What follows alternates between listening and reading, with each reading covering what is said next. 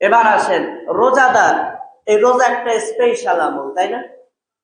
একটু আগে যেভাবে বললাম তাতেই বুঝেছেন এটা কিন্তু একেবারে স্পেশাল একটা আমল। এই রোজার সবচেয়ে বড় স্পেশালিটি কি জানেন? আল্লাহ রাব্বুল আলামিন হাদিসে কুদসিতে বলেন, আস-সাওমু লি ওয়া আনা আজজি বিহি। সবচেয়ে বড় স্পেশালিটি হলো রোজার সবচেয়ে বিশেষ যে ফজিলত, যে মর্যাদার বিষয়, সেটা হলো আল্লাহ তাআলা বলেছেন যে এই রোজা বান্দা আমার জন্যই রাখে, আর বান্দার এই রোজার সওয়াব আমি নিজেই দিব। সুবহানাল্লাহ। চিন্তা করতে পারেন কত বড় কথা, যে রোজা তো বান্দা শুধুমাত্র আমার জন্যই রাখে, এই জন্য এই রোজার পুরস্কার আমি নিজেই দিয়ে দিই। সুবহানাল্লাহ। অন্য এক বর্ণনায় আছে, বান্দার এই রোজার পুরস্কার আমি নিজে। সুবহানাল্লাহ। চিন্তা করা যায়?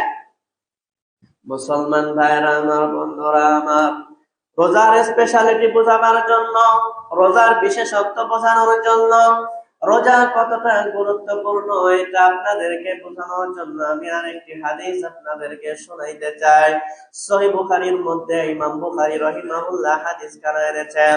হাদিস খানা বর্ণনা করেছেন নবী সাল্লাল্লাহু আলাইহি ওয়াসাল্লামের সাহাবী হযরত সাহাল ইবনে সাদ রাদিয়াল্লাহু তাআলা তিনি নবীজি থেকে বর্ণনা করেছেন, ফিল জান্নাতি তামানিয়াতু আবওয়াব ফিহা বাবুন ইউসাম্মা রায়্যান লা ইয়াদখুলুহু ইল্লা আস-সাইমুন।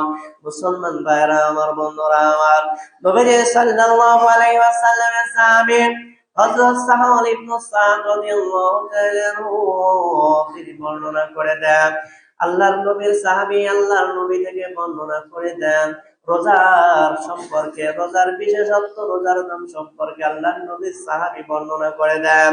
নবী সাল্লাল্লাহু আলাইহি ওয়াসাল্লাম বলেছেন, জান্নাতের মধ্যে 8টা দরজা রয়েছে, এই 8টা দরজার মধ্যে একটা দরজার নাম হলো রায়্যান।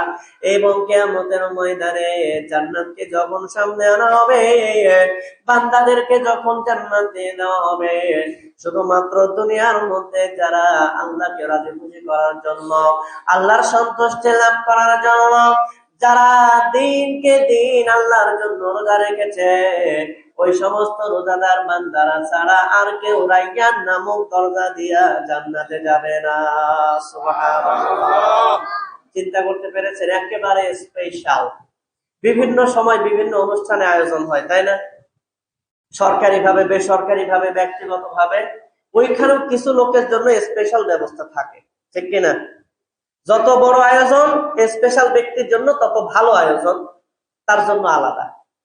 তাহলে এই যে রোজাদার বান্দা যারা এই শুভে সাদিক থেকে সূর্যাস্ত পর্যন্ত শুধুমাত্র আল্লাহকে রাজি খুশি করার জন্য না খেয়ে থাকে, তারা এই যে কষ্টটা করে, এই যে ত্যাগ সাধনা যে তারা করে, এই জন্য আল্লাহ তাআলাও জান্নাতে শুধুমাত্র তাদের জন্য একটা দরজা রেখে দিয়েছেন। সুবহানাল্লাহ। তারা ছাড়া আর কেউ ওই দরজা দিয়ে জান্নাতে যাবে না।